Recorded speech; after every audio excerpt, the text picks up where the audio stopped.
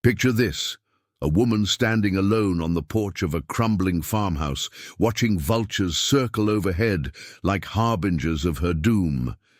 The dust devil that sweeps across her barren land carries more than just dirt. It carries whispers, rumors, and the crushing weight of a town's judgment. This is Martha Evans, and her story is about to collide with that of a cowboy who will risk everything he's built to save a woman the world has already written off. What happens when honor meets desperation? When a man's reputation becomes the price for another's salvation? Stay with us as we uncover a tale of courage that will challenge everything you think you know about the Old West. Before we dive into this incredible story, make sure to subscribe to our channel and hit that notification bell. You won't want to miss the powerful stories we share every week. Now, let's begin. The morning sun cast long shadows across the dusty Main Street of Redemption Creek, Texas, but Martha Evans felt no warmth from its rays. She clutched her worn shawl tighter as she walked past the general store, acutely aware of how conversations stopped and eyes followed her every step. "There goes the widow Evans," she heard Mrs. Henderson whisper, heard tell her husband left her with nothing but debts and disgrace. Martha's jaw tightened, but she kept walking.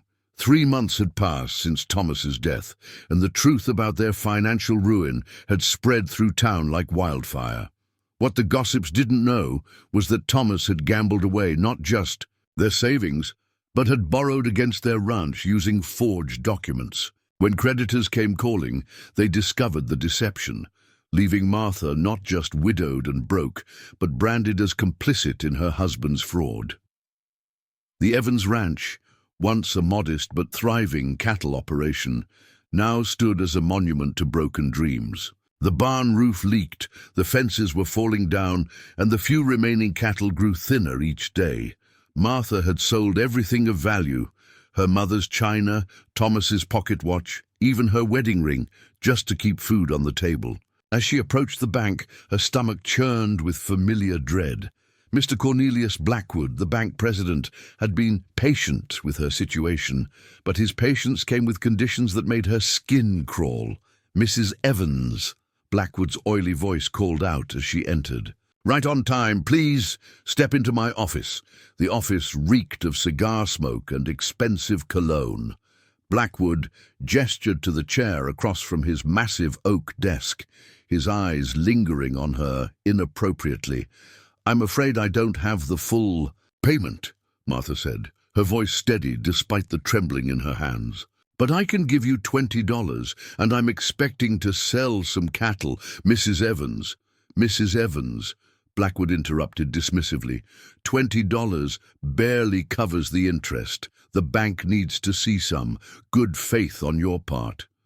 He stood and walked around the desk, positioning himself uncomfortably close. "As I've mentioned before, there are ways we could work together. A woman in your position needs protection, guidance. I could provide that, and in return—" Martha shot to her feet. "Mr. Blackwood, I've told you before that I will not—" "Think carefully, Mrs. Evans." Blackwood's voice turned cold. "You have very few options left. The bank owns your land now, technically speaking. I could have you evicted tomorrow. But I'm a reasonable man, willing to work with you. The question is, are you willing to work with me?" Martha's face burned with humiliation and rage. "I need more time," she whispered. "Time is a luxury you can't afford," Blackwood replied. "I'll give you 1 more week to consider my offer. After that, well, word travels fast about people who don't pay their debts." Martha left the bank feeling like she was drowning. The afternoon heat was oppressive as she made her way to the general store to buy the few supplies she could afford. Inside Morrison's general store, the atmosphere grew noticeably cooler when she entered. Jim Morrison, who had been friendly when Thomas was alive, now treated her with barely concealed suspicion. "Mrs. Evans," he said curtly, "what can I do for you?" "I need some flour, beans, and coffee," Martha replied, placing her meager coins on the counter. Morrison counted the money twice, his expression skeptical. This won't cover much, and I can't extend any more credit. Store policy. As Morrison grudgingly filled a small sack, Martha became aware of other customers whispering behind her. She caught fragments. Husband was a cheat. Probably knew all along. What kind of woman? The weight of their judgment pressed down on her like a physical force. She had done nothing wrong, yet she bore the burden of Thomas's sins. The isolation was perhaps the cruelest part. Former friends crossed the street to avoid her. Church members whispered prayers for her redemption. That evening, as Martha sat alone, eating a meager dinner of beans and stale bread, she stared at the stack of unpaid bills. The numbers blurred through her tears. She had tried everything, looking for work. No one would hire the disgraced widow. Selling possessions, little remained, even writing to distant relatives who hadn't replied. The sound of approaching hoofbeats made her look up. Through the window, she saw a lone rider approaching in the fading light. Her heart raced with fear. Late-night visitors rarely brought good news for a woman living alone. The rider dismounted and approached with measured steps. In the lamplight, Martha could see he was tall and lean, wearing a well-worn hat and dusty trail clothes. "Mrs. Evans?" His voice was deep and respectful. "I'm Jack Carter. I worked with your husband a few years back, driving cattle to Kansas. I heard about your troubles, and I was wondering if we might talk." Martha's memory stirred. Jack Carter, she remembered Thomas mentioning him. A reliable cowboy, honest to a fault, the kind of man other men respected. "It's rather late, Mr. Carter," she said through the door. "Yes, ma'am, I apologize. But I've been riding for 2 days to get here, and I have a proposition that might interest you. It's about your cattle and your land." Martha hesitated. She had nothing left to lose. Slowly, she opened the door, keeping the screen between them. Jack Carter removed his hat, revealing weathered features and kind eyes that seemed to hold no judgment. "Mrs. Evans, I know you don't know me well, but I knew your husband. Thomas was a good man who made some bad choices. That doesn't make you responsible for his mistakes." The simple acknowledgement of her innocence nearly brought Martha to tears. It had been so long since anyone had spoken to her with basic human decency. "What is it you want, Mr. Carter?" she asked, her voice barely above a whisper. "I want to help you save your ranch," Jack said simply. "And I think I know how we can do it."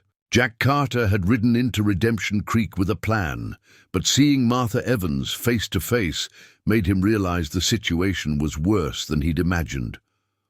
The woman before him was a shadow of the confident rancher's wife he remembered. Her clothes were mended and remended, her face gaunt from worry, and her eyes held the hollow look of someone beaten down by circumstances beyond her control. "May I come in, Mrs. Evans?" Jack asked gently. "What I have to say might take a while." Martha studied his face in the lamplight. There was something solid and trustworthy about Jack Carter, a quality that had become rare in her world. After a moment's hesitation, she unlatched the screen door. "Coffee," she offered, though she knew her supplies were nearly exhausted. "That would be kind, thank you." As Martha busied herself with the coffee pot, Jack took in the state of the house. The furniture was sparse. Clearly she had sold most of it. The walls bore faded rectangles where pictures once hung. Yet despite the obvious poverty, everything was clean and well-maintained. This was a woman fighting to preserve her dignity. "You said you have a proposition," Martha said, setting 2 chipped cups on the table. Jack wrapped his hands around the warm cup, choosing his words carefully. "Mrs. Evans, I've been working ranches from here to Montana for 15 years. I've saved my money and I've been looking to start my own operation. Your land is good grazing country, and you still have cattle." 37, Martha corrected quietly. "I had to sell some to pay for Thomas's funeral. Here's what I'm proposing. I buy into your ranch as a partner. I provide the capital to pay off your debts and get the operation running again. You provide the land and cattle. We split the profits 50-50. Martha stared at him in disbelief. "Mr. Carter, I appreciate the offer, but you don't understand. The bank owns my land now. Mr. Blackwood has made it clear that unless I can pay what I owe, plus interest, I'll be evicted. And the amount," she shook her head, "it's more money than I've ever seen." "How much?" Jack asked simply. $800, Martha whispered. Jack was quiet for a long moment, and Martha felt her brief flicker of hope begin to die. "I have it," Jack said finally. Martha's cup clattered against the saucer. "You have $800? I have 1,000. Been saving for 12 years, living simple, working hard. I was planning to buy land in Colorado, but—" He met her eyes. "Sometimes a man's plans change when he sees an injustice that needs correcting." "But why?" Martha's voice cracked. "Why would you risk everything for someone you barely know? If you associate with me, the whole town will turn against you too. They'll say you're a fool, or worse." Jack leaned back, his expression thoughtful. "Mrs. Evans, I've seen a lot of country and people. I've learned that a person's true character shows not when times are good, but when everything falls apart. From what I've observed, you've conducted yourself with dignity despite circumstances that would break most folks." He paused. "As for what people will say, well, I've never lived my life according to other people's opinions. A man who does that isn't really living at all." Martha felt tears threatening, but this time they weren't tears of despair. "Mr. Carter, even if you pay off the bank, there's still the matter of getting the ranch profitable again. The fences need repair, the barn needs a new roof, we'd need more cattle." "I've thought about that too," Jack said. "I know cattle and I know this country. With proper management, your land could support 100 head, maybe more. We start small, build up the herd, improve infrastructure as we go. It won't be easy, but it's possible." Martha stood and walked to the window, looking out at the moonlit landscape that had been her home for 8 years. The land that Thomas had loved, that she had come to love. "There's something else you should know," she said without turning around. "Mr. Blackwood, he's made it clear that there are other ways I could settle my debt, ways that don't involve money." Jack's jaw tightened. "Has he touched you?" "No, but he's made his intentions clear. If I refuse his arrangement, he's threatened to spread worse rumors. He has influence in this town, Mr. Carter. He could make life very difficult for anyone who associates with me." Jack stood and joined her at the window. "Mrs. Evans, I've dealt with men like Blackwood before. They're bullies who prey on people they think can't fight back. But they tend to back down when faced with someone who won't be intimidated." "You don't know him," Martha said. "He's not just the bank president. He owns half the businesses in a town, sits on the town council, has the sheriff in his pocket."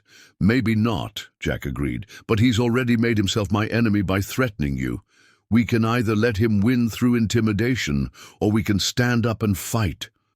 Martha turned to face him, searching his eyes for any sign of doubt. What she saw there was steady determination and something else, a quiet strength that made her believe, for the first time in months, that maybe she wasn't facing this alone.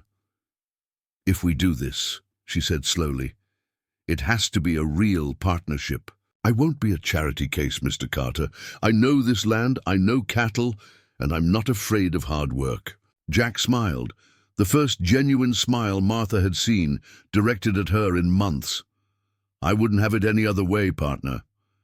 They shook hands across the small kitchen table, and Martha felt something she had almost forgotten. Hope. "There's one more thing," Jack said as he prepared to leave.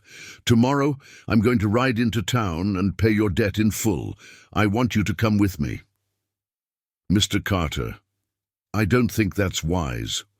"No, ma'am," Jack interrupted gently but firmly. "You've been hiding from this town's judgment long enough. Tomorrow you walk into that bank with your head held high, as a woman who pays her debts and owns her land, free and clear." As Jack rode away into the night, Martha stood on her porch feeling like she was waking up from a long nightmare. The Challenges ahead were real and daunting, but for the first time since Thomas's death, she wasn't facing them alone. The next morning dawned clear and bright, but Martha's stomach churned with nervous energy as she prepared for the trip to town. She had spent an hour deciding what to wear, finally settling on her best remaining dress, a simple blue cotton that had seen better days but was clean and properly mended.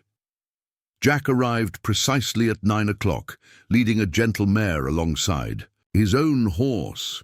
"Thought you might prefer to ride rather than take the wagon," he said, tipping his hat. "Faster, and it makes a better impression." Martha hadn't ridden in months. Thomas had sold her horse early in their financial troubles, but she swung into the saddle with practiced ease. As they rode toward town, Jack outlined his strategy. "We go straight to the bank, pay the debt in full, and get the papers showing clear title to your land. No discussion, no negotiation, just business." "You don't know him like I do," Martha warned. "He's not a man who likes to lose, especially when he thinks he has someone cornered. Then it's time he learned that you're not cornered anymore." The ride to town took 30 minutes, and with each mile, Martha felt the familiar weight of judgment settling on her shoulders. By the time they reached the main street, several people had stopped their morning activities to stare at the unusual sight of the disgraced widow riding alongside a stranger. They dismounted in front of the bank, and Martha felt her resolve wavering. The last time she had walked through these doors, she had left feeling humiliated and trapped. Now, with Jack's steady presence beside her, she forced herself to walk tall. Cornelius Blackwood emerged from his office the moment they entered, his expression shifting from surprise to calculation as he took in the scene. "Mrs. Evans," he said smoothly, his eyes flicking to Jack with obvious curiosity. "And you are?" "Jack Carter," Jack replied, not offering his hand. "I'm here to settle Mrs. Evans' account." Blackwood's eyebrows rose. "Indeed? And in what capacity?" "Are you acting, Mr. Carter?" "As her business partner," Jack said simply. "We're here to pay off the loan in full and obtain clear title to the Evans ranch." The banker's face darkened slightly. "I see. Well, that's unexpected. The amount owed is $847, including accrued interest through today." Jack reached into his coat and withdrew a leather pouch, counting out the bills with deliberate precision. $847, he said, placing the money on the counter. "I'll need a receipt and the deed papers." Blackwood stared at the money as if it were a snake. "Mr. Carter, perhaps we should discuss this privately. There are complications regarding Mrs. Evans's situation that you may not be aware of, such as—" Jack's voice carried a warning edge. "Well, there are questions about the legitimacy of certain transactions, potential fraud investigations." Blackwood's voice trailed off as Jack stepped closer.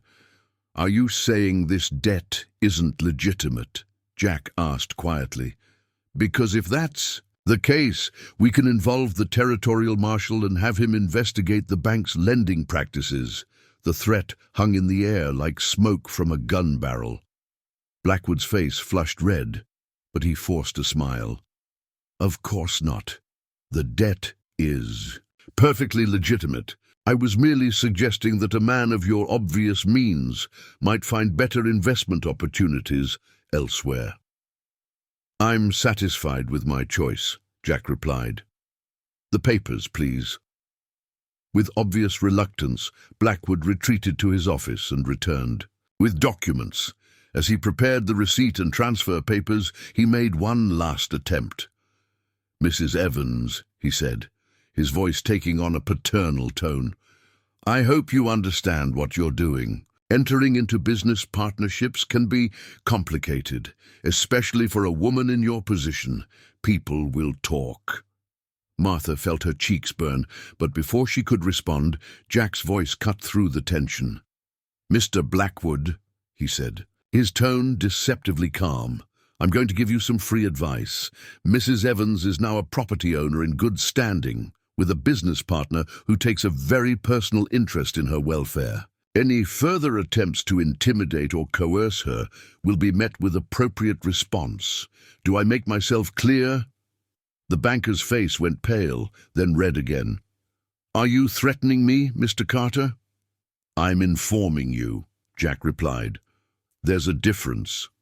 The transaction was completed in tense silence, with Blackwood practically throwing the papers across the counter. As they prepared to leave, he made one final comment. "This isn't over," he said quietly. Jack heard him anyway. He turned back, his hand resting casually on his gun belt. "Yes, it is," he said simply. Outside the bank, Martha felt like she could breathe again. The deed to her ranch was in her hands, marked "paid in full" in Blackwood's grudging handwriting there. Next stop was Morrison's general store, where they needed supplies for ranch improvements. The atmosphere was noticeably different from Martha's previous visit. Morrison's attitude shifted dramatically when Jack began placing a large order and paying in cash. "Will there be anything else, Mr. Carter?" Morrison asked obsequiously. "Mrs. Evans is my business partner," Jack said clearly, his voice carrying to other customers. "Any orders she places should be treated with the same courtesy you'd show me. I trust that won't be a problem." "Of course not, sir. Mrs. Evans is always welcome here." As they loaded their supplies, Martha noticed the stares and whispers of townspeople. Some looked curious, others disapproving, and a few seemed almost disappointed that the town's favorite, object of pity, was no longer available for their entertainment. "It's going to take time," Jack said, reading her thoughts. "People are slow to change their minds, especially when they've invested so much energy in thinking poorly of someone." "Some of them will never change," Martha replied. "And Blackwood won't forget what happened today." "Let him remember," Jack said grimly. "Maybe it'll remind him to think twice before he tries to take advantage of someone he thinks can't fight back." As they rode back to the ranch, Martha felt a mixture of relief and apprehension. The immediate crisis was over. Her land was secure, and she had a partner who seemed genuinely committed to making their venture succeed. That evening, as they sat on the porch planning the next day's work, Martha voiced her concerns. "Jack, I need you to understand what you've gotten yourself into. Blackwood has influence with the sheriff, the town council, even the territorial government. He can make life very difficult for us." Jack was quiet for a moment, watching the sunset paint the sky in shades of gold and crimson. "Martha," he said finally, using her first name for the first time, "I've been thinking about this all day. A man like Blackwood operates by making people afraid. He's probably been getting away with his schemes for years because nobody was willing to stand up to him. And you think we can? I think we have to try. Because if we don't, he'll just find another widow to victimize, another family to destroy. Sometimes standing up to a bully is about more than just protecting yourself." Martha looked at this man, who had risked his life savings and reputation for a woman he barely knew, and she felt something she hadn't experienced in years, the presence of true courage. "All right," she said quietly. "We stand and fight. But we do it smart, and we do it together." "Together," Jack agreed, and in that moment their partnership became something more than a business arrangement. It became an alliance forged in shared adversity, tempered by mutual respect and strengthened by common determination. 3 weeks after their confrontation at the bank, Martha and Jack had settled into a productive routine.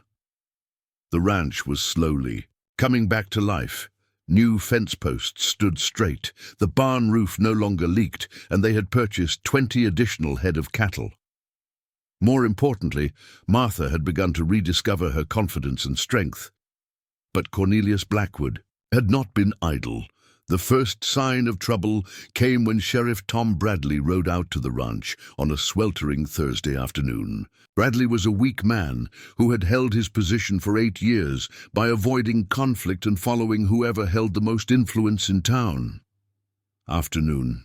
Mrs. Evans, Mr. Carter," Bradley said, dismounting with obvious reluctance.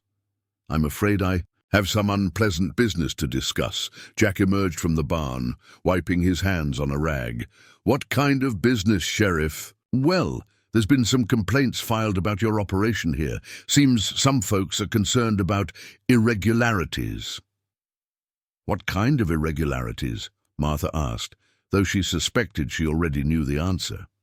Bradley shifted uncomfortably. Questions have been raised about the legitimacy of your partnership, Mrs. Evans. Some folks are saying that Mr. Carter here might be involved in some kind of fraud scheme. Jack's jaw tightened, but his voice remained calm. Sheriff, our partnership is completely legal. We have all the proper documentation filed with the Territorial Land Office. What exactly are you investigating? Well, there's also been reports of cattle rustling in the area. Some ranchers are missing stock, and Bradley's voice trailed off as he realized how weak his accusations sounded. And you think we're involved? Martha's voice carried a dangerous edge. Sheriff Bradley, you've known me for 8 years. Have I ever given you reason to question my honesty? No, Ma'am, but Cornelius Blackwood told you to come out here and harass us, Jack finished. Sheriff, unless you have specific evidence of wrongdoing, I suggest you get back to town and focus on real crimes. Bradley's face reddened. Now see here, Carter, I don't appreciate your tone. I'm the law in this county. Then investigate, Jack said simply. Look at our books, count our cattle, examine our papers. But do it officially, with proper warrants and procedures. Don't come out here making vague accusations. The sheriff left without conducting any investigation, but his visit served its purpose. Word spread quickly through Redemption. A creek that the Evans Ranch was under suspicion. The real blow came the following week when Martha went to town for supplies and found that Morrison's general store would no longer extend credit. I'm sorry, Mrs. Evans, Morrison said, not meeting her eyes. But with all the talk going round, well, the store can't afford to take risks. What talk? Martha demanded. Folks are saying your partner might not be who he claims to be. Some are even suggesting he might be wanted by the law somewhere. I can't be seen doing business with people of questionable character. Martha felt the familiar burn of humiliation and anger, but this time it was mixed with fierce protectiveness for the man who had risked everything to help her. Mr. Morrison, Jack Carter is the most honest man I've ever known. If you choose to believe gossip over evidence, that's your decision, but don't pretend it's about business, it's about cowardice. She left the store without buying anything, her head held high, despite the whispers that followed her. That evening, she and Jack sat on the porch, discussing their dwindling options. The harassment was taking its toll, not just financially, but emotionally. Maybe you should leave, Martha said quietly. Take what's left of your money and start over somewhere else. You don't deserve this. Jack was quiet for a long moment, then he turned to face her. Martha, do you remember what you said to Morrison today? I was angry. You called me the most honest man you've ever known. Did you mean that? Martha met his eyes. Yes. Then you should know that an honest man doesn't run when things get difficult. We're partners, and partners stick together, even when it costs you everything, Jack smiled. Martha, I've been thinking about what everything really means. 3 months ago, I had money in the bank and no one to share my life with. Now I have less money, but I have a partner I respect, land I'm proud to work, and a purpose that means something. Before Martha could respond, they heard the sound of approaching riders. Multiple horses, moving fast in the darkness. Never a good sign. Jack stood and moved to where his rifle leaned against the porch rail. Mrs. Evans, Carter, a voice called out. We need to talk. In the moonlight, Martha could make out 5 riders, their faces hidden in shadow. She recognized the voice of Pete Hawkins, one of Blackwood's cronies. Talk about what, Hawkins? Jack called back, his rifle held ready but not yet aimed. About you leaving town, another voice answered. Permanently. And if we refuse? Martha asked, stepping up beside Jack. Then we'll have to make you understand that you're not welcome here, Hawkins replied. This is your last warning, Carter. Jack's response was calm, but carried clearly in the night air. Gentlemen, you're on private property, making threats against law-abiding citizens. I suggest you turn around and ride back to town before this situation gets out of hand. You think you can stand against all of us? One of the riders sneered. I think, Jack said, raising his rifle, that you're about to find out. For a tense moment, the two groups faced each other across the moonlit yard. Then Martha stepped forward, her voice ringing with authority. Pete Hawkins, I've known you since you were a boy, pulling pranks behind the church. Your mother would be ashamed to see you riding with a gang of bullies, threatening a woman on her own property. Is this what Cornelius Blackwood has reduced you to? The words hit their mark. Hawkins shifted uncomfortably, and Martha pressed her advantage. All of you, look at yourselves. You're grown men, taking orders from a banker who's angry because he couldn't intimidate a widow into his bed. Is this really who you want to be? The riders exchanged uncertain glances. Whatever they had expected, it wasn't this calm, dignified response. This isn't over, Hawkins said finally, but his voice lacked conviction. Yes, it is, Jack replied, because tomorrow morning I'm riding to the territorial capital to file a formal complaint about the harassment we've been subjected to. I'm also going to request a federal investigation into certain banking practices in Redemption Creek. The riders wheeled their horses and disappeared into the darkness, but Martha and Jack both knew this was far from over. The next morning, true to his word, Jack prepared to ride to the territorial capital. As he saddled his horse, Martha felt a familiar fear. Be careful, she said. Blackwood won't let you reach the capital if he can help it.